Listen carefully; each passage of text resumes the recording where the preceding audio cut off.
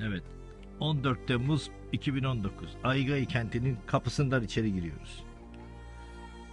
Arkadaşım Cevat Kelle ile beraber şu an yan sur duvarlarındaki eskiden kapı olan kısımdan şu an bir tane sütunu kalmış. İçeri giriyoruz sayın seyirciler. Bakalım bizi ne karşılayacak. Kapının sol tarafında yazılı bazı blokları rastlıyoruz.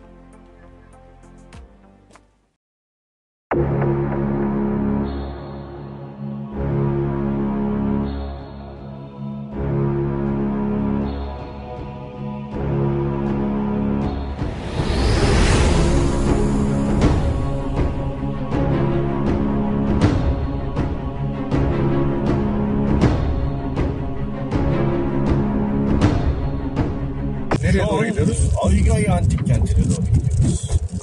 İç Ege'nin en önemli kesişme noktalarından birinde bulunan Aygay Antik Kenti'nde son yıllarda yapılan kazılarda çok önemli eserler bulunmuştur. Önümüze de bir kaplumbağa çıktı. İşte bakın tamam, kaplumbağayı ortalayarak çevreci bir şekilde geçiyoruz. Yok, arkadaşımız bizzat alıyor eline. Evet, işte çevre dostu Ali Bey. Ne tarafa gidecekse o tarafa bırak bari hani. İşte kameraya el sallıyor. Ha, dur bir fotoğrafını çekeyim bari. Tamam. Hadi bırak yoluna gitsin bari.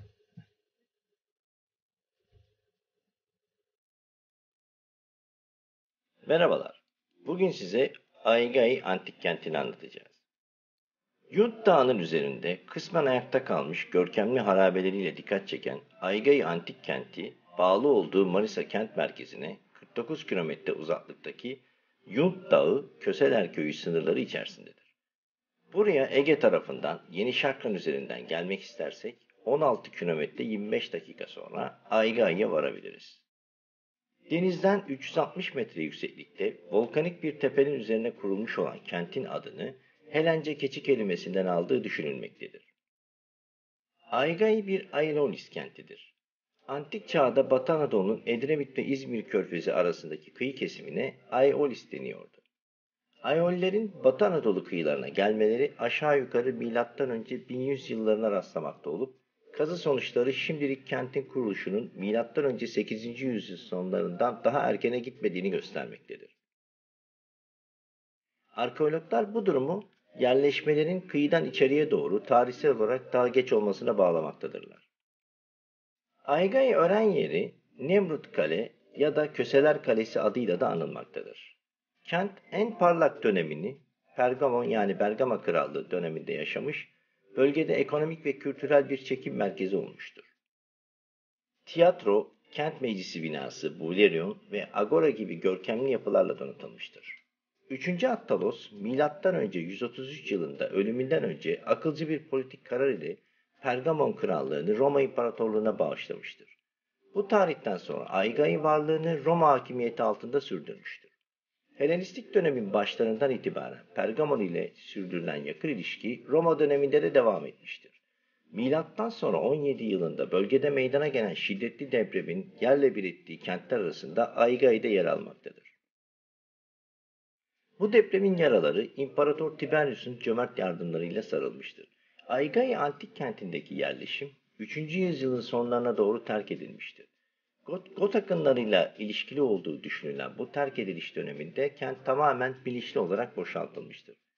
Aygay antik kenti milattan sonra 3. yüzyılda terk edilmesinin ardından yaklaşık 1000 yıl boyunca tekrar iskan görmemiştir.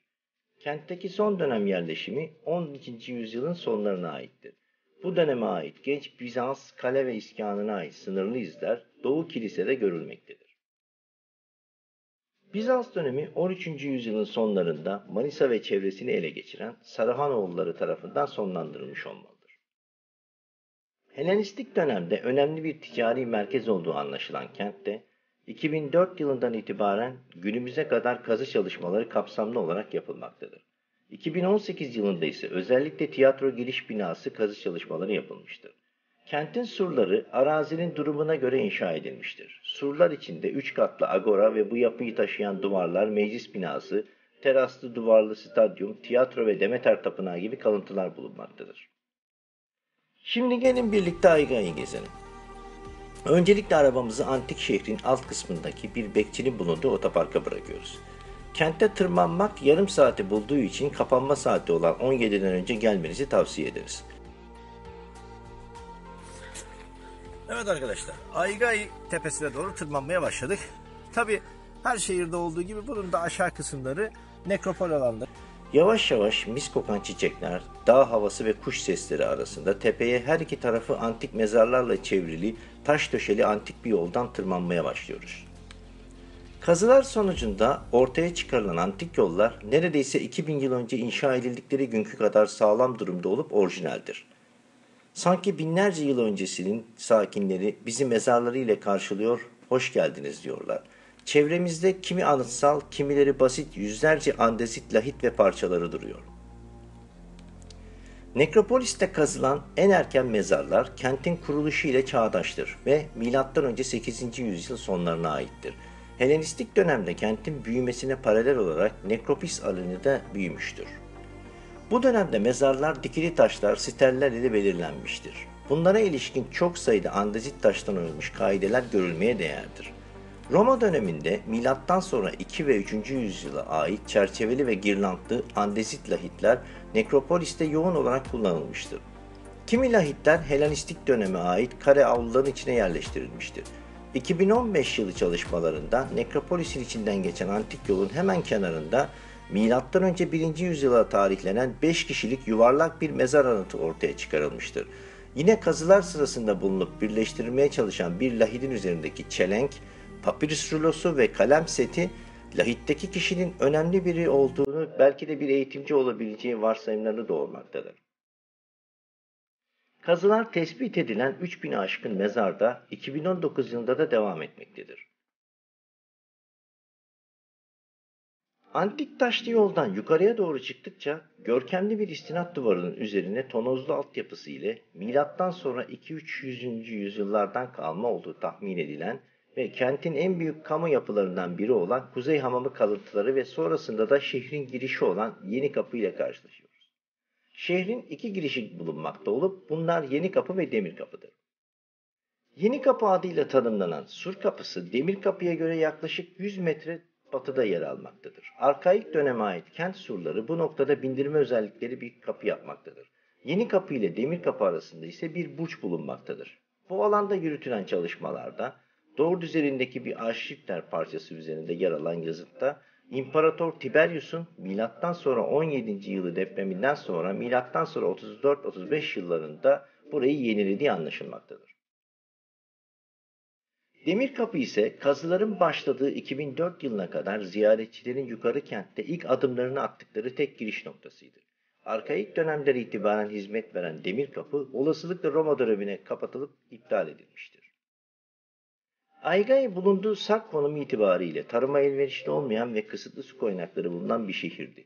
Bu nedenle de şehir geçimini bu coğrafyada yetiştirilebilecek yegane hayvan olan keçi üzerine kurmuştu.